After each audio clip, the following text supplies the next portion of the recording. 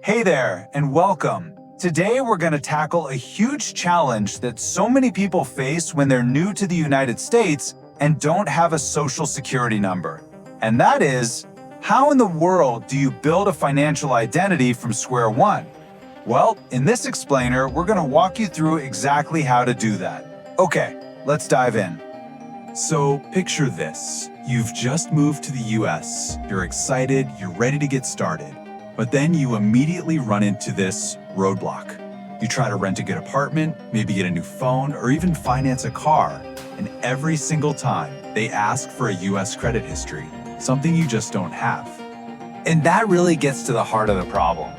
You know, you could have had amazing credit back in your home country, but for the most part, that history just doesn't cross the border with you. To the entire US financial system, you're basically a ghost. And this credit invisibility becomes a massive barrier to getting the essential things you need to just live your life. But, and this is the good news, there's absolutely a way through this. So here's our game plan for today. First, we're going to dig into this credit invisibility problem. Then, we'll introduce the absolute key to fixing it, the ITIN. After that, we'll cover how to get one, how you can use it to actually build credit, and finally, how to check up on your progress. All right, so let's start right at the beginning with the problem itself. It's such a common and, let's be honest, a really frustrating surprise for so many people when they realize their financial reputation, something they might have spent years building, just vanishes when they move here. You're literally starting from zero. So what is it that you actually need to build? Well, this chart is basically the blueprint. This is what makes up a FICO score. And something like 90% of top US lenders use this model. You can see the biggest piece of the pie, a whopping 35%, is just your payment history. I mean, do you pay your bills on time? Simple as that. Almost as important at 30% is how much you owe. The rest is a mix of things like how long you've had credit, if you have different kinds of loans, and any new accounts you've opened. This is the game, and these are the rules you need to know. Okay, so how do you even start playing that game if you can't get a social security number? Well, that brings us to the single most important tool you're going to have. It's called the ITIN. So an ITIN, that stands for Individual Taxpayer Identification Number, is just a 9-digit number that the IRS gives out. Now, its official job is for federal taxes. It's for people who can't get a social security number, but still need to file their taxes here. But, and this is the important part, it has this kind of secret superpower for building credit. Now, let's be really clear about the difference here. An ITIN comes from the IRS, the tax agency. It's all about taxes. A Social Security number, or SSN, comes from a totally different agency, the Social Security Administration, and it's tied to working and getting benefits. And here's a really key difference to remember. An ITIN can actually expire if you stop filing taxes, while an SSN is yours for life. They are definitely not the same thing. And to be crystal clear, let's talk about what an ITIN is not. It is not a work permit, period.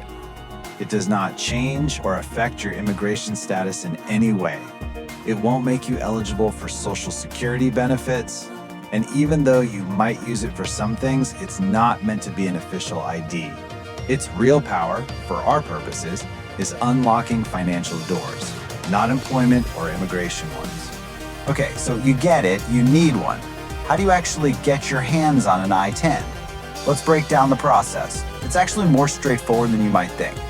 It really comes down to 3 main steps. First, you have to fill out a form called the W-7. Second, and this is super important, you have to attach a completed US federal tax return to your application.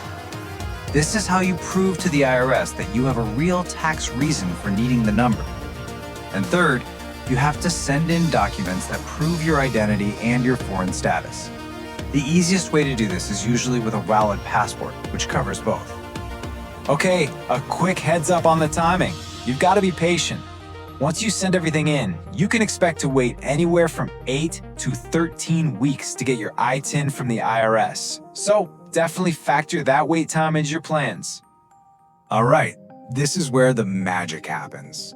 You've gone through the process, you have your ITIN in hand.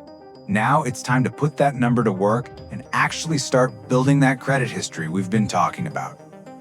So here's the million-dollar question, right?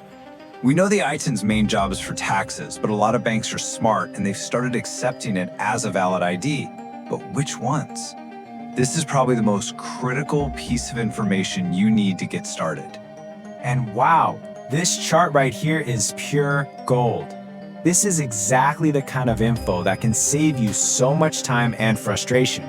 Look at this. The biggest names, Amex, Bank of America, Chase, Citi, Capital One, they all say yes, they'll accept an ITIN instead of a social security number. Now notice, Discover is a no, and US Bank is a yes, but only for specific cards. Seriously, this table is your playbook. It's where you start. I want you to think about building credit like you're stacking these blocks. Every smart, responsible thing you do adds another block, making your financial foundation stronger and stronger. You start small and you just build up, one block at a time. So, what are these blocks? Well, the most popular starting point is a secured credit card. It's simple. You give the bank a deposit, maybe a few $100s, and that becomes your credit limit. It's super safe for them, which makes it a fantastic first step for you. Another great option is to become an authorized user on a credit card belonging to a friend or family member who has great credit. Their on-time payments can actually help build your file. Then there are credit builder loans. They're kind of like a loan in reverse. You make small payments into an account, those payments get reported, and then at the end, you get all the money back. And finally, look into services that let you report your rent and utility payments, things you're already paying on time anyway. Building up all this good credit is awesome, but it doesn't mean much if you can't see how you're doing. So for our last section, let's talk about how to actually check your credit report, which, you guessed it, involves another little-known secret. Okay, here's the catch. You've probably heard of annualcreditreport.com. It's the official site where everyone goes to get their free credit reports. The problem is, it's built to work with social security numbers. If you try to type your ITIN in there, the system will just spit it back out. Yeah, it's super frustrating, I know, but don't sweat it, there is a way around it. The solution is a little old school. You have to use snail mail. You literally write a letter to each of the credit bureaus, like Experian or TransUnion. In the letter, you need to list all your info: name, birthday, past addresses, and of course, your ITIN. And this part is crucial. You have to include copies of a government ID and something that proves your address, like a recent phone or electric bill. You mail all that in, and that's how you get it. It's an extra step for sure, but it works. And it's the official way to see that credit score you've been working so hard on. So as you're doing all this, please just remember this one thing. Building good credit is a marathon, it is not a sprint. It can take 3, 4, even 6 months before you even have a credit score to check. It's all about being consistent and patient.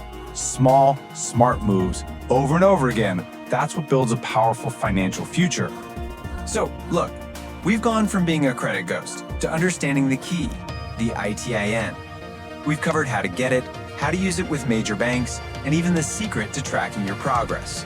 You now have the complete blueprint to build your financial identity here in the US. So the only real question left is, now that you have the key, what door are you going to unlock first?